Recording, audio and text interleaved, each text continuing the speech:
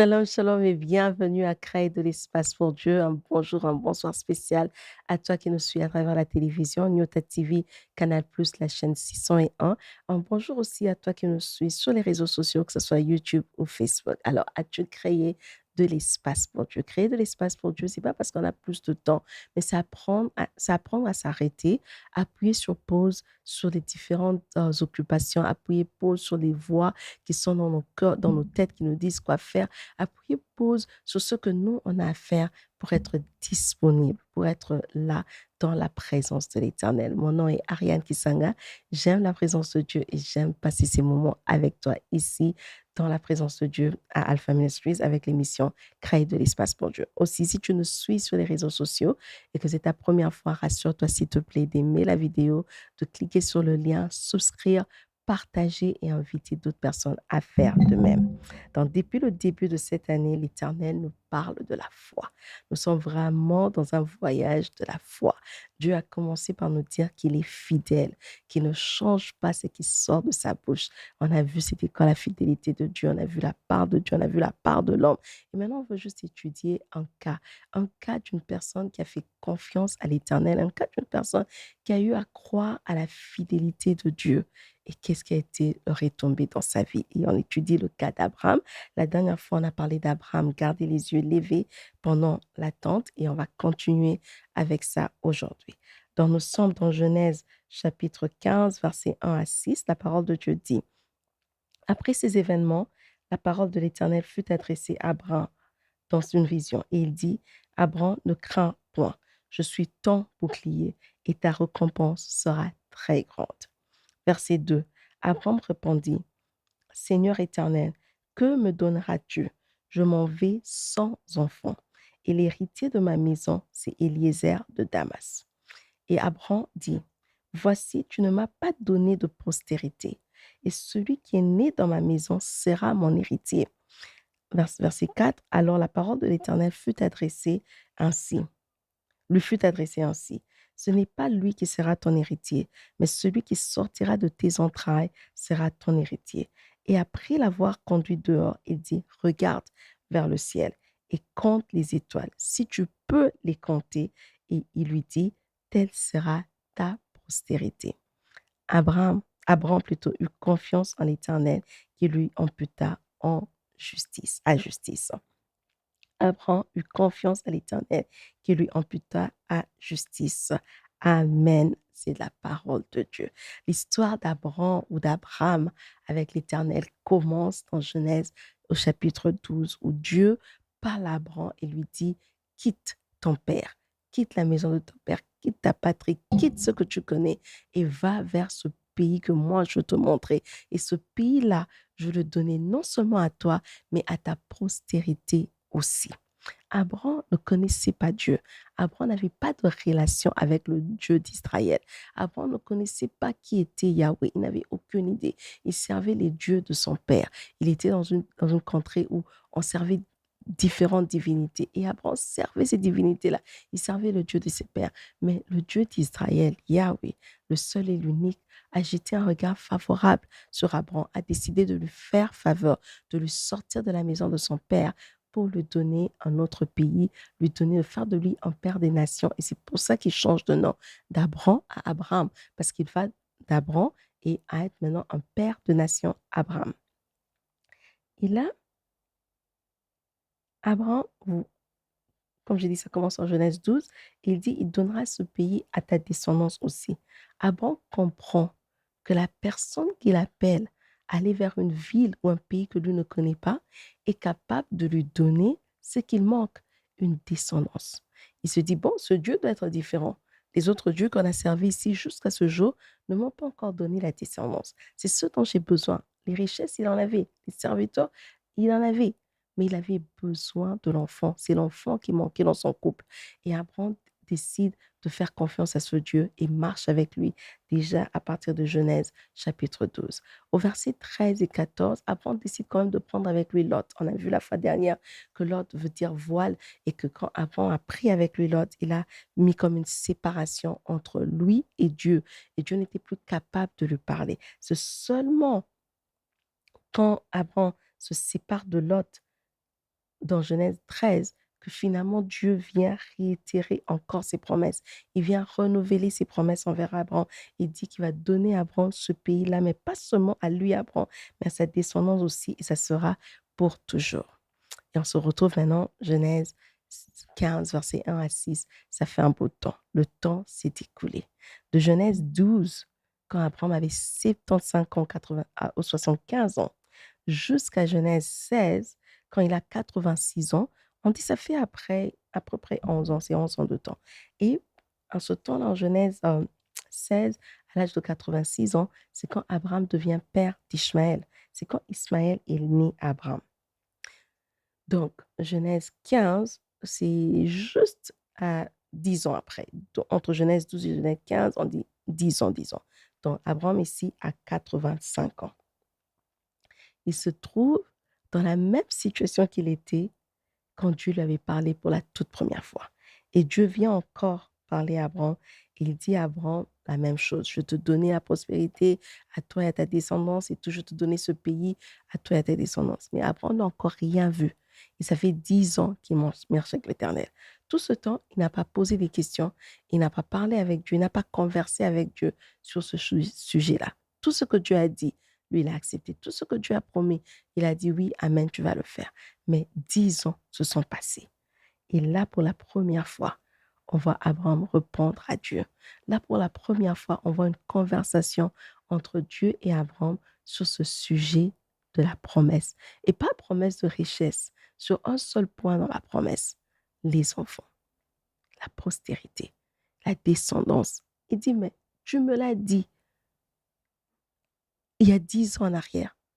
C'est vrai que j'étais déjà vieux, mais je t'ai quand même fait confiance. Mais là, on a marché, ça fait 10 ans. Il n'y a toujours rien. Qu'est-ce qui se passe? Et Abraham parle et fait comprendre à Dieu que la réalité de ce que lui vivait ne correspondait pas à la vérité, ne correspondait pas aux promesses de Dieu. Tu m'as promis une descendance. Ça fait presque 10 ans et je ne vois toujours pas cette descendance venir. En entre-temps, la vie a changé. En entre-temps, j'ai pris de l'âge. Donc, biologiquement aussi, mon corps a changé. Encore plus. Déjà, ce temps-là, je n'étais pas si jeune. Mais là, 10 ans plus tard, quand même, il y a encore des gros changements. Et tu viens encore avec la même promesse. Mais j'aime ce que Dieu fait et je veux que tu puisses noter ce que Dieu fait. Dieu ne rejette pas ce que dit Abraham. Dieu ne dit pas à Abraham, oh, tu as peu de foi. Ok, je m'en vais, je vais faire la promesse à quelqu'un d'autre. Dieu ne minimise pas ce que ressent Abraham. Parce que des fois, c'est ce qu'on fait. Quelqu'un vient te dire, mais tu m'avais dit que Dieu avait dit que je devrais attendre dans 2 ans, je devrais voir. Pourquoi je ne vois pas encore? Et très souvent, tu dis, mais non, c'est parce que tu n'as pas de foi. C'est parce que tu n'as pas oublié. Parce qu'on donne des raisons. Mais Dieu ne donne pas des raisons à Abraham. Il écoute Abraham et puis il répond en faisant 2 choses. La première, c'est qu'il réaffirme sa promesse. Il dit à Abraham, je veux te donner ce pays et je veux donner ce pays à ta descendance. Et la deuxième chose, c'est qu'il fait changer de focus à Abraham. Au verset 5, il lui demande, regarde vers le ciel. C'est pour dire à Abraham, sors de ta réalité. Arrête de regarder à la terre. Arrête de regarder à ta situation. Arrête de regarder à tes limitations. Arrête de regarder à tes circonstances. Arrête de regarder à ce que tu n'as pas. Shift ton focus. Change ton focus. Regarde vers le ciel. Regarde vers moi. Regarde vers ma capacité de faire les choses. Il n'a pas dit à Abraham, tu n'as pas de foi. Il a réaffirmé ce que lui avait promis à Abraham. Il vient, il répète cela et puis il ajoute quelque chose à Abraham. Il dit, je t'ai répété mes paroles, oui, mais ne t'arrête pas là. Change aussi de focus. Regarde vers le ciel. Pourquoi? Il est important de noter qu'on ne peut pas faire les deux. Tu ne peux pas en même temps regarder en haut et regarder en bas. Alors Dieu dit à Abraham, prends une décision. Arrête de regarder tes situations. Arrête de regarder ta circonstance. Regarde vers le ciel. Regarde en haut. Et c'est une décision que quelqu'un doit prendre aujourd'hui. Peut-être Dieu t'a promis, je ne sais pas, guérison, enfant, miracle, euh, maison, un bureau, un bureau, boulot plutôt, travail, une grande promotion. Dieu t'a peut-être promis un grand ministère. Je ne sais pas exactement ce que Dieu t'a promis. et tu regardes la réalité et tu vois les promesses de Dieu et peut-être comme Abraham, tu veux douter. Tu te dis, mais non, c'est pas possible. Tu m'as donné les autres choses, mais cette histoire ici, ce point ici dans tes promesses, je ne vois toujours pas. Peut-être Dieu te dit aujourd'hui, et Dieu veut que tu comprennes aujourd'hui que tu dois faire un changement de ton focus. Tu dois enlever, retirer ton focus de ta situation, de la réalité pour regarder vers le ciel. C'est une invitation en fait à lever les yeux vers Dieu. C'est une invitation à faire confiance à Dieu. C'est une invitation, une invitation plutôt à faire confiance à la capacité de Dieu. Parce que lorsqu'on regarde vers lui, voilà quelques points que la Bible nous dit. Lorsqu'on regarde vers lui, nos visages ne se couvrent pas de honte. Donc il dit à Abraham, tu n'as pas d'enfant, mais regarde vers le ciel. Regarde vers moi. Tu n'auras pas honte, tu auras ses enfants. Psaume 34, verset 5. Lorsqu'on regarde vers lui, notre force est renouvelée. Parce que oui, tu as besoin de la force physique même pour traverser les épreuves en attendant que Dieu accomplisse ses promesses. Et ça, on va dans Ésaïe 40, verset 31. Lorsqu'on regarde vers lui, notre foi est restaurée. Hébreux 12, verset 2. Lorsqu'on regarde vers lui, lorsqu'on tourne le regard vers lui, Dieu nous récompense. Hébreux 11, verset 6. Quand Abraham a levé les yeux vers le ciel, Abraham a vu les étoiles. Il a vu la capacité de Dieu de faire ce que l'homme ne peut pas faire. Il s'est dit, oui, je suis limité par la biologie. Je suis limité par la science. Je suis limité humainement parlant. Je suis à ma fin, 85 ans, attendre un enfant. Et on ne parle pas de l'époque d'aujourd'hui où, oui, Dieu a donné l'intelligence à l'homme et l'homme peut faire plusieurs choses, des traitements de fétalité et tout ça. On ne parle pas de ça. On parle à l'époque où il n'y avait pas tout ça, à l'époque où il n'y avait pas de traitement. Et ici, Abraham se dit, malgré mes limitations, malgré ce que je ne peux pas avoir physiquement, le Dieu capable de placer les étoiles dans le ciel, il est capable de me donner cet enfant. Alors Abraham a vu sa foi se renouveler. Et comme il a fait confiance, non seulement à la parole de Dieu, mais aussi à la capacité de Dieu d'accomplir ses paroles, ça lui a été amputé à justice et il est entré dans le zéro de la foi, dans les héros plutôt de la foi, dans Hébreux 11. Abraham est cité juste à cause de Genèse 15, verset 1 à 6. Au verset 6, là où il dit, il a cru. Abraham a été cité comme héros de la foi parce qu'il a cru en la capacité de Dieu de lui donner au-delà de ce que le monde pouvait lui donner. Il a cru en la capacité de Dieu de lui donner ce que le physique ne pouvait pas lui donner. Il a cru en la capacité de Dieu de faire ce que la biologie ne pouvait pas faire, de lui donner un enfant. Abraham a cru et Abraham a obéi à la parole. La promesse qu'on lui avait dite, c'était quitte le pays de ton père, va dans un pays que moi je te montrerai, un pays que tu ne connais pas. Et dans ce pays-là, c'est là où je te donnais ta descendance. Abraham a cru à cela, sans avoir vu. 10 ans plus tard, il a toujours cru. Et là encore, sa foi est renouvelée. Et cela a fait de lui un héros dans la foi. On avance encore, les années passent. On se retrouve maintenant dans Genèse chapitre 17, versets 15 à 25.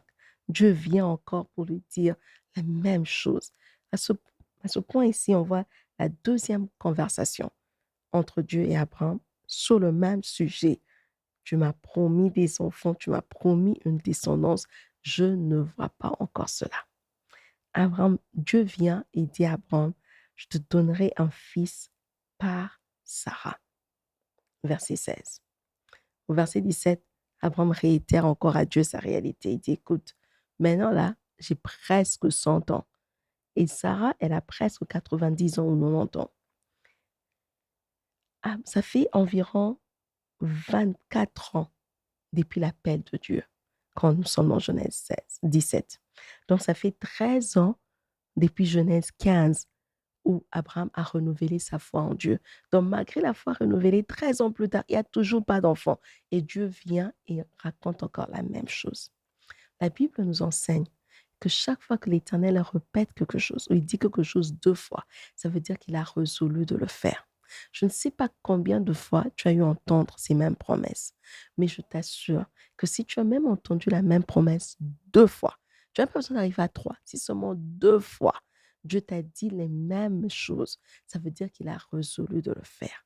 Ce qu'il ne t'a pas encore donné, c'est quand. Ce qu'il ne t'a pas encore dit, c'est le comment, parce que ça dépend de son domaine à lui.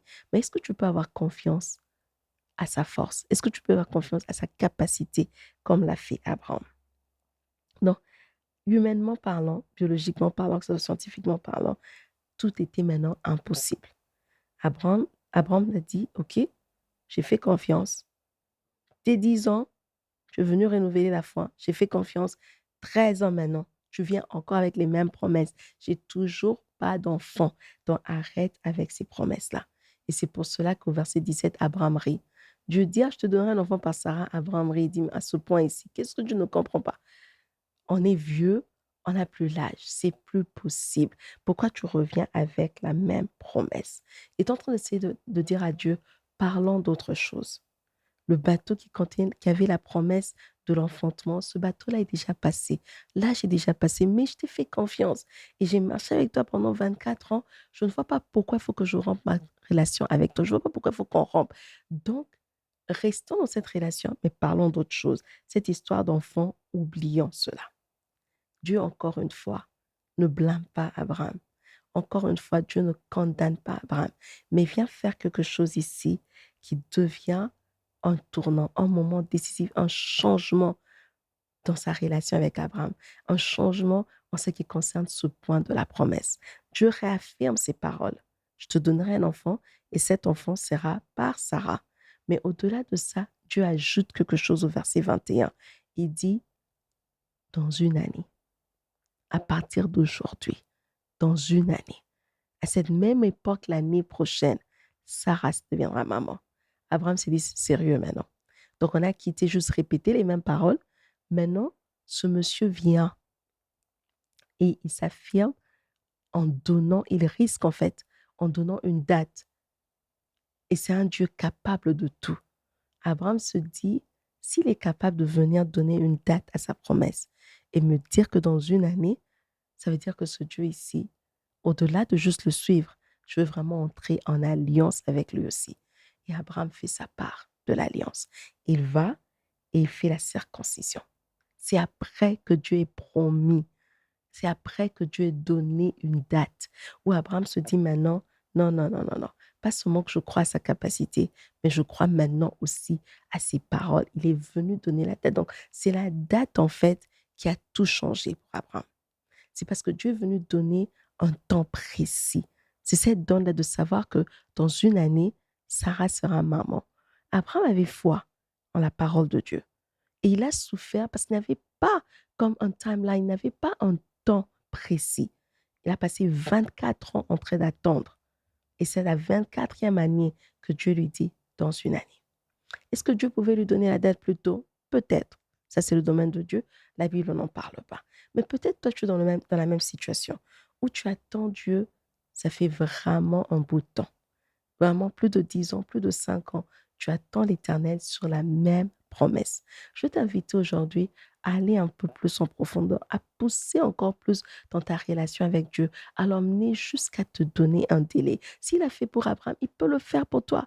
Tu n'es pas obligé de prendre juste la promesse comme ça en vrac et te dire, oui, Dieu a dit qu'il va le faire. Je crois qu'il va le faire. Oui, Abraham a cru comme ça en Genèse 12. Mais dans Genèse 15, il a commencé à se dire, non, non, non, non, ça fait 10 ans. On arrive dans Genèse 17, il se dit, hey, ça fait 24 ans. Quelque chose d'autre doit se passer. À part ce que tu dis, tu dois ajouter quelque chose d'autre. Et Dieu devrait ajouter un temps. Il devrait maintenant dire, écoute, cette prophétie aura lieu à telle date. Cela a apaisé le cœur d'Abraham. Mais ça lui a aussi montré qu'il était vraiment en relation avec un Dieu qui était sérieux. Et Abraham est entré maintenant dans l'alliance avec Dieu. So, quand est-ce qu'il faut lever les yeux vers l'Éternel? On lève les yeux vers l'Éternel quand il y a, un, il y a en fait une différence entre ce que nous vivons, notre réalité, et la promesse de Dieu.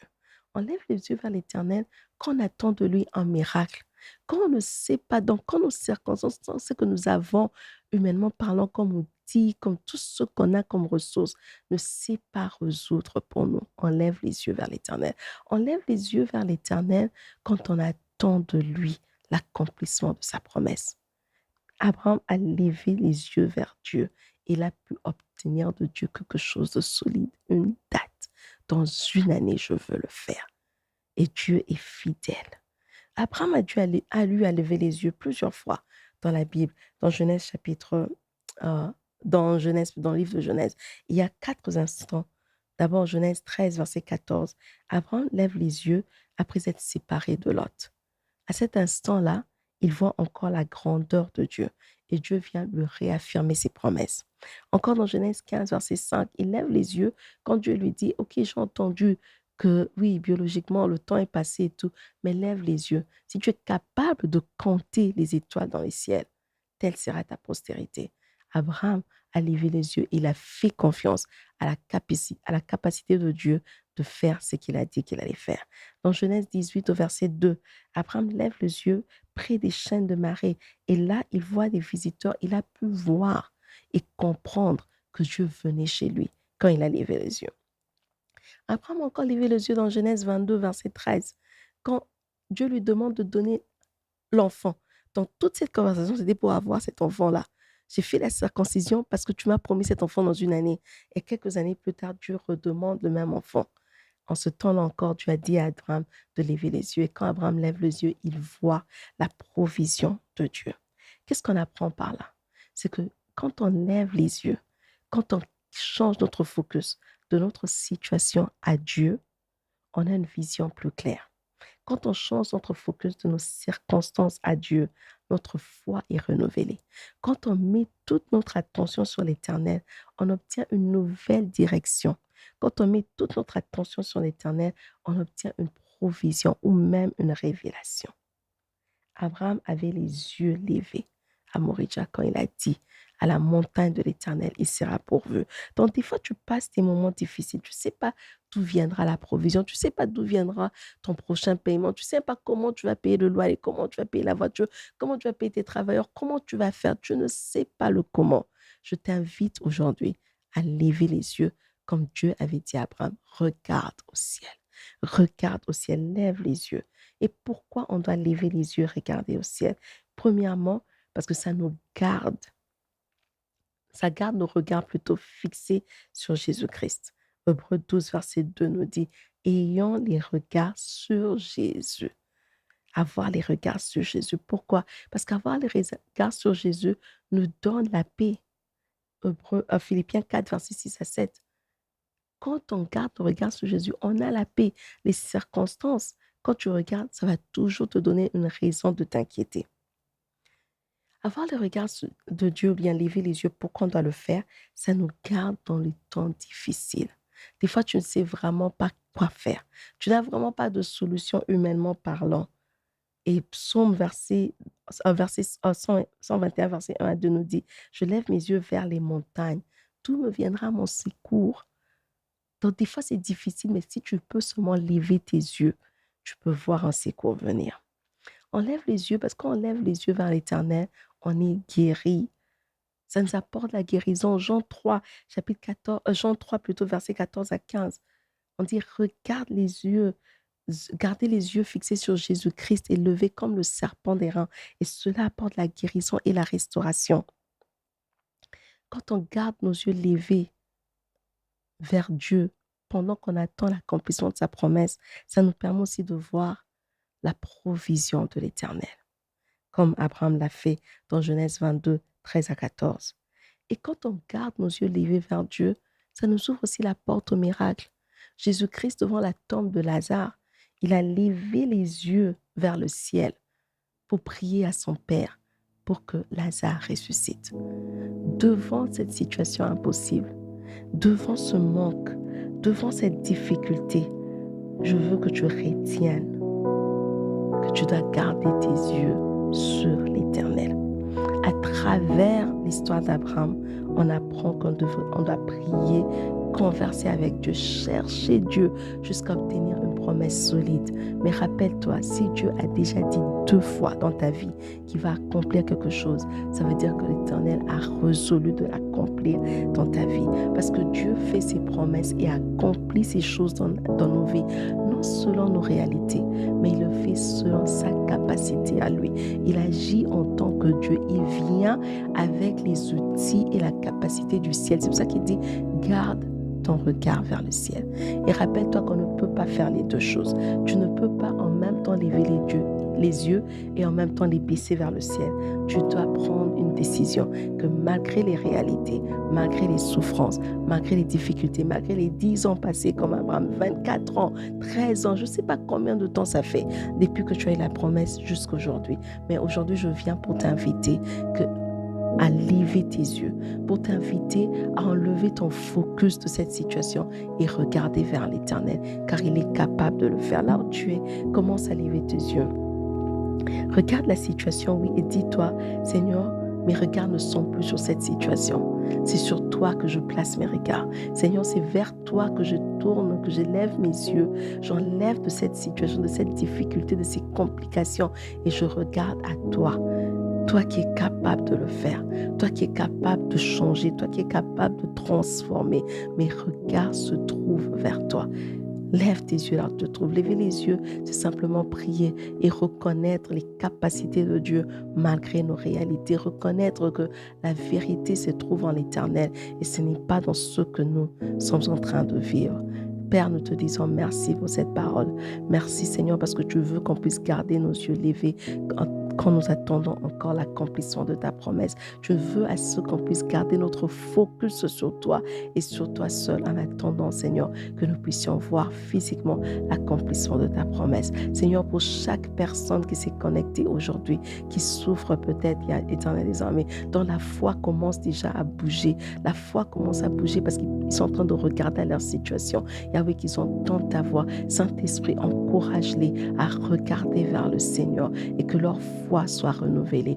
Dans le nom puissant de Jésus, nous avons prié. Et les saints de Dieu disent Amen, Amen, Amen. Que Dieu te bénisse. Merci d'avoir pris ce temps pour suivre Créer de l'espace pour Dieu avec Alpha Ministries. Si tu as suivi à la télévision, dis à ton voisin, dis à ta voisine, la semaine prochaine à la même heure sur Nyota TV, Canal Plus 601, un autre épisode de Créer de l'espace pour Dieu avec Alpha Ministries. Si tu as suivi sur les réseaux sociaux, laisse un commentaire, partage avec quelqu'un, souscris si tu n'es pas encore souscrit, suis-nous sur toutes nos plateformes de réseaux sociaux. C'est aussi une façon pour toi de créer de l'espace pour Dieu. Et jusqu'à ce qu'on se voit la semaine prochaine, rappelle-toi de toujours créer de l'espace pour Dieu.